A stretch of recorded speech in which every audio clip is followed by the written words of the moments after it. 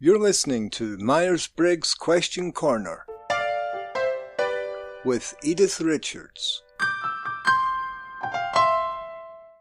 Hello folks, we're still in the middle of the pandemic, and I'm here in the Highlands of Scotland practicing social distancing, like I'm sure you're all doing. In recent weeks, I've realised how much that term social distancing means in terms of our relationships. That is, the people we social distance with. And since we've talked a lot in this podcast series about personality and relationships, it's gotten me to wondering how our personality types can manifest during periods of social distancing, and how that can affect our loved ones. So Edythe, I think this is a really relevant topic, and I'm excited to dive into it. Agreed, David. Very timely indeed. And the first thought I have about this is that it's very likely any problems a couple had before the pandemic are going to be amplified during the pandemic. And then there's the fact that we're going to be spending a lot of time together in close quarters, and sometimes prolonged time together proves not to be the healthiest thing. Combine that with both partners working from home, adjusting to the new normal, not being able to see friends or family regularly. These can all put a strain on a relationship. I've even read some accounts indicating that there's been an increase in people filing for divorce in some countries. Well, that doesn't sound good. What I'm going to suggest, Edythe, is that we first talk about some of the stressors the pandemic has brought on, and then look at that in terms of how it affects romantic relationships. And you've actually talked about some of these very recently, Edythe. The most obvious stressor is related to the introversion-extroversion dichotomy on the Myers-Briggs. Well, it's easy to say that extroverted types are going to have a harder time during the pandemic, but I don't think that tells the whole story. I'm going to invite our listeners to tune in to an episode I did a couple weeks back called Personality and the Coronavirus, and I'll include a link in the listening notes. I'll also include one I did on extroverts and social distancing as well. Regardless of your personality type, there are some helpful tips to manage stress and help you cope. Excellent, Edythe. Now, those episodes you did, they actually offered a few surprises and some great tips as well. What I'm thinking about is, in terms of relationships between two people who are social distancing together, and the challenges they might have with that. And, as you've implied, it goes way beyond the introversion and extroversion. Just the day-to-day stressors can cause relationship troubles. And then imagine if one partner lost their job due to the pandemic, or other types of support are removed, like nights out with friends, going to the gym, things like that. Now, these are all bound to cause issues. Yeah, they will. There are some couples who deal with these types of stresses really well, and these are people who typically had a supportive relationship before the pandemic. And it's the same with conflict. There may naturally be some sources of conflict within the relationship, but the couples who dealt with it well before the pandemic are most likely going to be the ones who will deal with it well during the pandemic. And as you've said in previous episodes, Edythe, this ability to deal constructively with conflict and stress in a relationship goes way beyond personality. It does, and I've said this many times and I'll say it again. Any two Myers-Briggs types can have a healthy, happy, and successful relationship. What's more important is that each partner thinks of their partner's perspective, but also what's best for the unit or the partnership. How you naturally behave might not be the best way to approach a problem, for example, especially if your partner is of a different personality type. Yes. It really is about understanding and acknowledging what's important to your partner, and responding in a way that your partner can hear. I should really be doing a lot more of this with my own partner. But the good news is, I am improving and learning more about personality type, and doing these podcasts with you, Edythe, really has helped.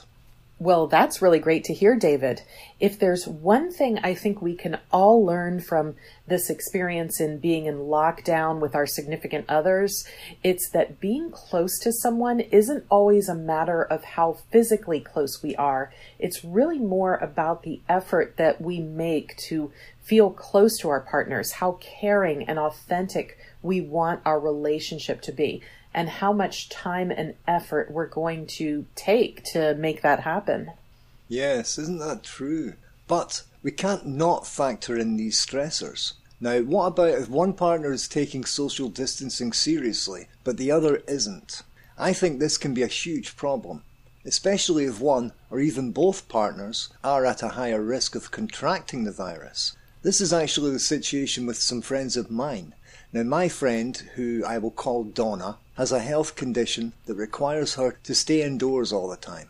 And her husband is someone who is very extroverted and plays sports, and he's very active, and sometimes very impulsive too. He's not someone who can stay at home for long periods of time.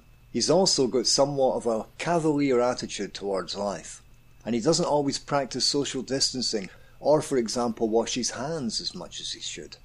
I'm not even sure he believes all the warnings. It's almost like he doesn't think anything bad can happen to him, you know?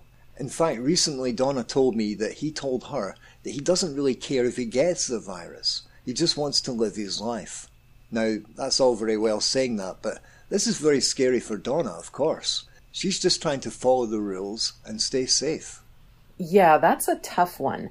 I think there are actually a lot of couples struggling with this, and it's so easy when you're in close quarters for situations like this to escalate into arguments, especially if it's a couple who hasn't learned good coping strategies.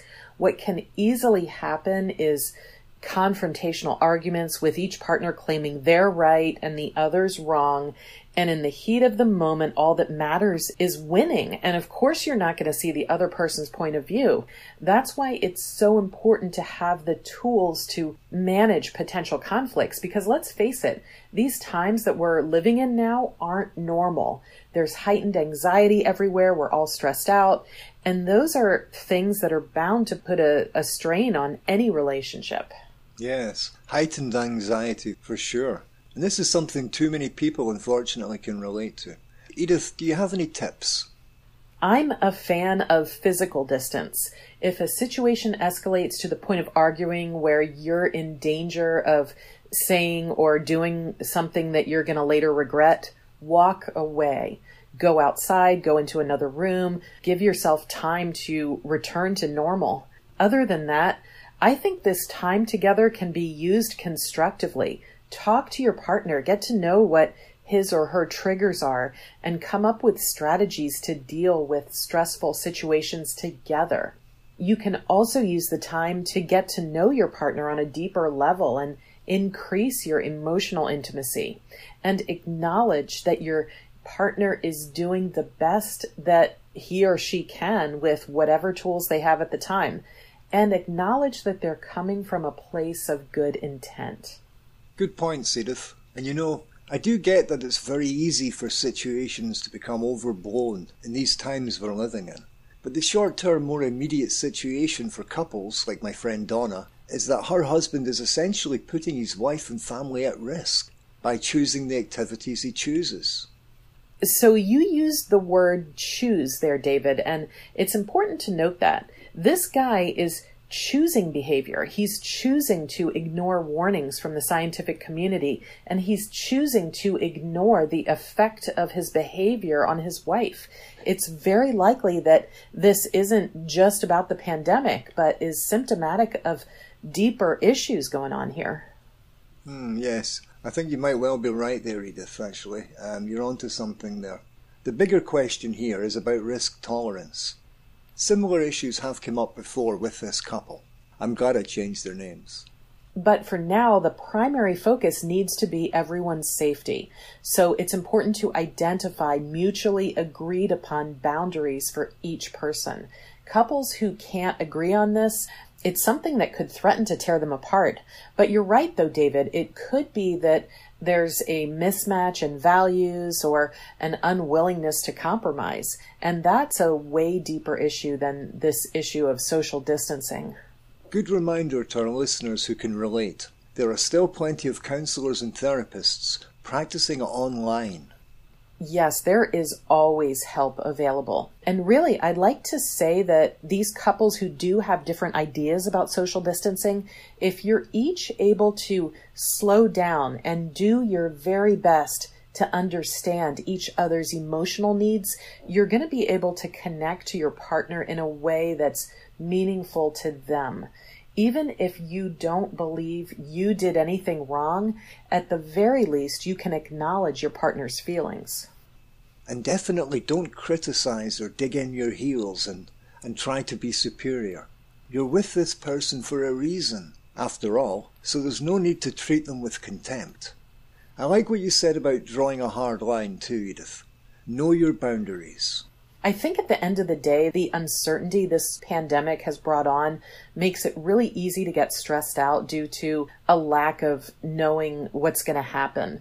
We're not in control right now, and that's a hard pill to swallow. So a lot of people do want to instill a sense of predictability in their lives. They want to get back to having dinner and drinks with friends and going to the gym or the movies or church, a sense of normalcy. We want to be back in control, and there are some things we can control, so I'm going to choose to focus on those. Sounds good. And I'm going to choose to see the glass as half full. A little trick, Edythe, that you taught me that I've been practicing, and it's helped a lot with my mood. Oh, great. Glad to hear that, David. And with that, listeners, it's time to wrap things up. This has really been a timely, needed topic for us to address. Our relationships with our significant others may be tested during these difficult times. The bottom line, take time to truly listen, to understand and appreciate your partner for who they are. After all, you're together for a good reason. A big thanks, as always, to Edythe Richards, Myers-Briggs Master Practitioner and Counsellor, for her expertise. If you've enjoyed this episode, why not give us a share on social media, or subscribe so you don't miss another episode. And if you've got a question that you'd like us to answer on air, please do reach out. Find us at www.atopcareer.com. I'm David, producer of the podcast Myers-Briggs Question Corner, signing out. Until next time. Thanks for listening to this episode.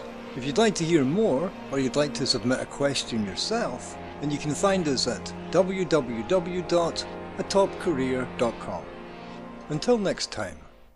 MBTI and Myers-Briggs are registered trademarks of the MBTI Trust.